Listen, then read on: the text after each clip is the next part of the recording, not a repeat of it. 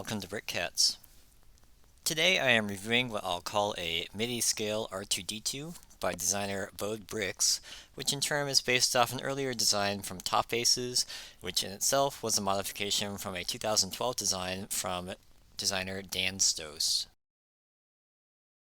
As always, I greatly appreciate it if you subscribe or give the video a like. Your support means more great mock reviews in the future. R2-D2, of course, needs no introduction, and if you're confused at this point, I am very curious as to how you found this video.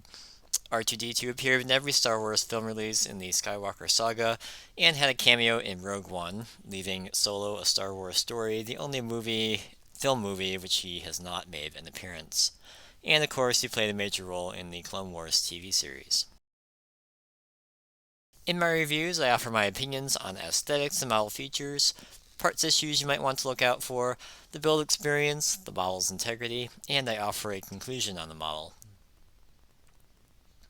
If you're watching this, I assume you've bought the instructions or are interested in buying them, and I assume a basic level of familiarity with Bricklink's ordering system. My disclaimer on this and all my mock reviews is that I only use genuine LEGO bricks, and I always purchase the instructions for myself. Lastly, I create these reviews for my own personal enjoyment in the hopes that my advice will make your experience more enjoyable and/or less expensive.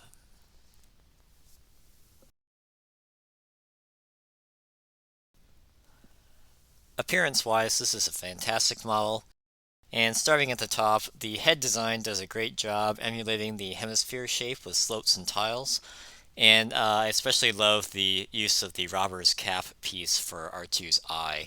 And that's probably my favorite piece usage in this model, and probably one of my favorite ever, actually.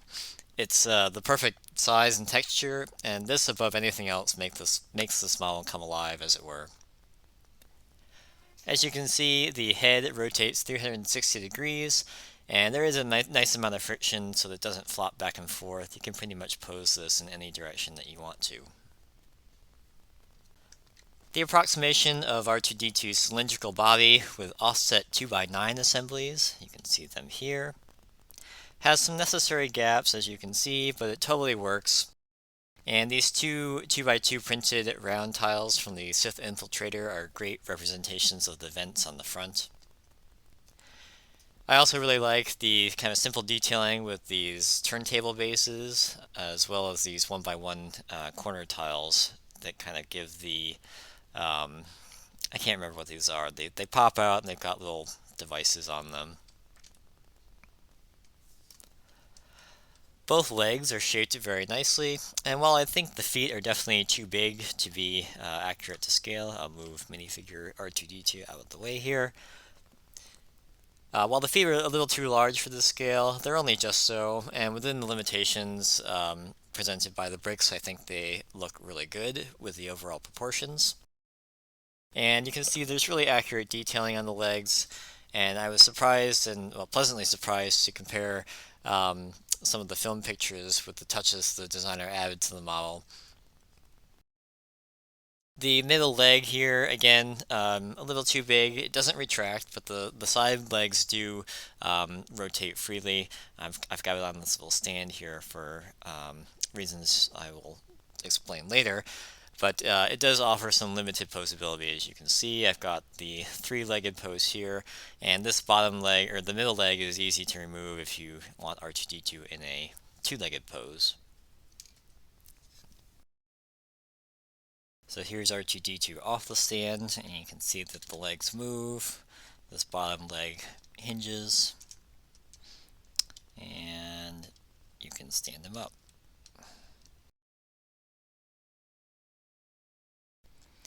This model uses 124 elements and 503 pieces, including 2 of the new 1x5 plates that's used in the body section here. And that's right, for those of you that didn't know, the 1x5 plate is a real thing after being the butt of many jokes throughout the years. First off, I'll note that the dark blue color scheme is, in my opinion, closest to what we see in the original trilogy. And if you wanted a brighter R2-D2, you can substitute blue for any of the dark blue elements, and you might get something closer to the Clone Wars R2-D2, or just something a little bit brighter. But dark blue is what's specified, and that is the version I built. Starting off, the Technic pin 3L with friction ridges, part 6558, is specified in white, but this element doesn't come in this color.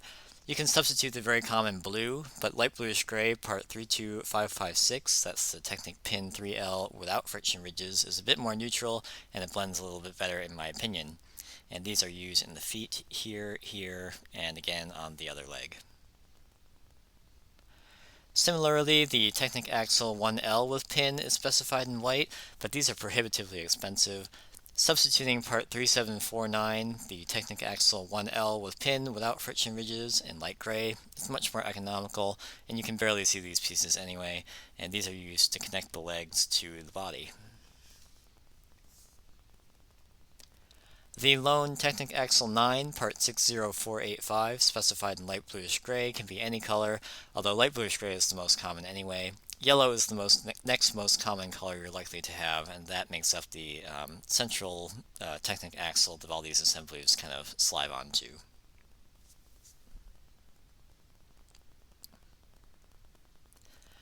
The 2 bracket 1x2 1x4 with 2 rounded corners at bottom, specified in black, part 28802, are completely hidden and can be any color. These form part of the head, the part of the head that allows it to rotate, and you can see them right under here. One of the 7 2x2 tiles in white, part 3068B, in the same assembly in step 155 is also hidden and can be any color. And that goes on the top of the studs for these brackets. All of the Technic plates with holes, 5 in light bluish gray and 1 in black. The 2x6 with 5 holes, part 32001, and 1 each in light bluish gray and white. The plate 2x4 with 3 holes, part 3709B, are nearly completely hidden. Neutral or dark colors will definitely work fine here, such as white, light bluish gray, dark bluish gray, black, light gray, or dark gray for any or all of them.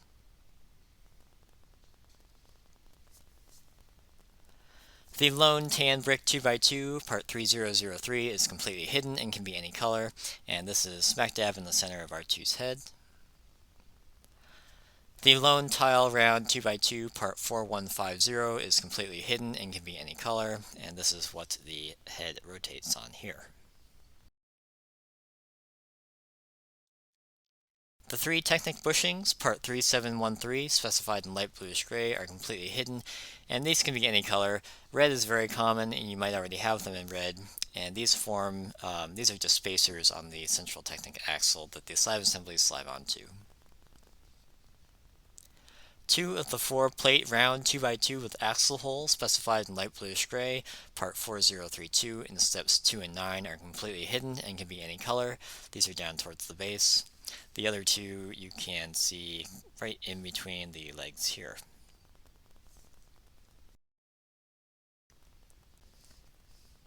Instead of buying 2 hose ribbed 7mm 6L in light gray, part 78C06, I found it a lot cheaper to buy 1 hose ribbed 7mm 18L 78C18 in flat silver and cut it to length.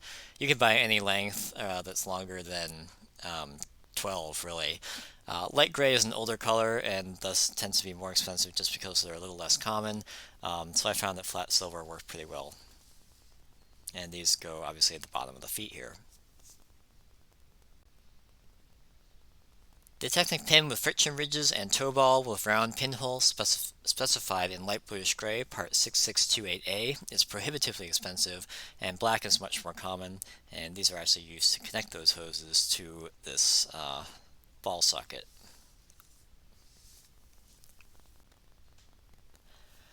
And finally, I'm going to flag 2 elements that were very expensive from Bricklink that I bought from LEGO Bricks and Pieces.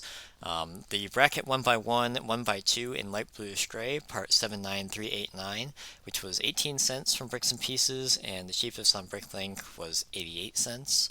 And the bracket 1x1, 1x2 inverted in white, part 73825, which was 17 cents on Bricks and Pieces and 95 cents on Bricklink. Both 73825s can be any color as they're hidden, almost completely hidden. You can barely see them right under here, so maybe a neutral color would actually be better there. Many elements, including most tiles, the 1-stud brackets, and the 1x5 plates are going to be cheaper directly from LEGO, and the more you order from LEGO Bricks and Pieces, the greater the odds of reducing your overall Bricklink store count by 1, which will save you a lot on shipping.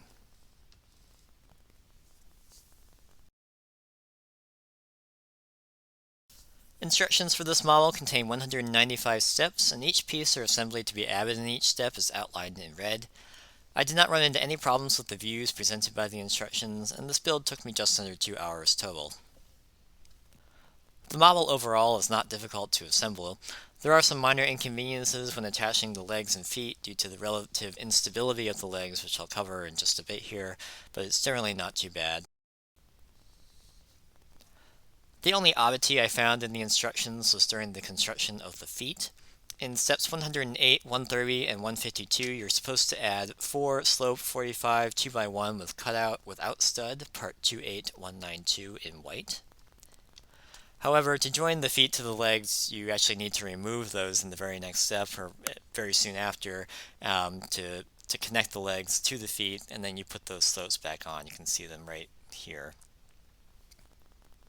So I think those were just slightly out of order. It's pretty easy to figure out when you're doing it, but I thought I would mention it nonetheless.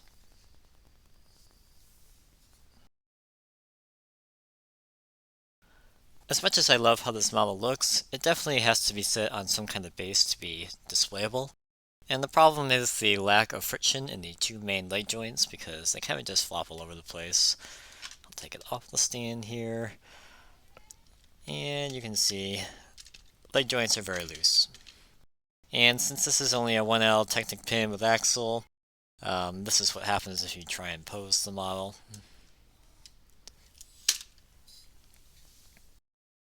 You no doubt notice that it's pretty easy to decapitate R2-D2, and that's because the head assembly isn't locked into place with a turntable or anything like that. The head just sits on this, or these two tiles here, allowing it to spin freely. And this wouldn't be a huge problem if the legs were more stable, but as designed, it tends to fall off when the entire model collapses. The good news is that it's usually just the legs, the head, and the main part of the body that come apart, and of course those are pretty easy to fix. And I was trying to think of ways to rectify the problem by, or to allow this to stand up without a base plate, but without locking the legs in a certain angle or trying to work in some Technic gears inside the main body here to provide some resistance for maybe an axle going all the way through the legs. I'm not sure it's possible. It's definitely way beyond me. And to be entirely clear, I'm not criticizing anyone. Like I said, I think the design looks great, and this is definitely a forgivable problem. But it is just something that I think anyone building this model or who's interested in building this model should be aware of. At the very least, I think the parts list and instructions should include a very simple base plate stand like this, because honestly I don't see how anyone can expect to pose this model without it. And my only other minor complaint in this model is how these pieces on the side of the legs are really hard to keep straight. Again, I'm not really sure how you get around this given the construction of the legs. These all just rest on Technic half pins here. And there isn't really room to put in another one to lock these in place. So they do rotate a little freely. You can kind of wedge them to or against each other to make them not rotate, but also you kind of can't. So definitely a couple stability issues with the model. The bottom leg also comes off really easy just because it's connected to these two hollow studs at the bottom. That could be good or bad depending on if you want to take this on or off a lot.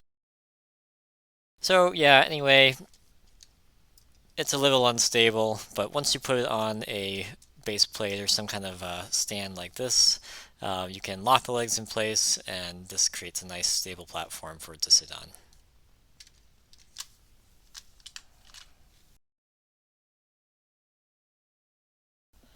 In conclusion, I really love how this model looks, and I think the designer or designers did an excellent job of capturing the shape and spirit of R2-D2 at this scale. I wasn't able to determine exactly which parts bowdbricks, TOPACES and DanStos belong to who, and perhaps that's not important. This R2-D2 is a fun build, and it's actually quite different than I expected. It's suitable for all skill levels, and I highly recommend mounting it on some plates or a base plate for display, as it's very flimsy without something to sit on. After only substituting the Technic pins for the more common colors, Bricklink was returning 6 stores and $68 before shipping and tax, which comes out to about $98 or $100 after shipping and tax. If you make the hose substitution, I got it down to 5 stores and $53 before shipping and tax, or about $78 including shipping and tax. And there are a lot of common parts in this model, so if you have a sizable spares bin, I think you could probably get this down to $65 or so, and then maybe even more if you place a sizable bricks and pieces order for the more expensive parts. Thanks as always for taking the time to watch my review of bowdbricks R2-D2. If you built this model, you have something to share that I left out, or have a question about something I didn't cover, please leave them below in the comments. Also, please consider liking the video, subscribing to the channel, or following me on Instagram. I hope to see you back next time.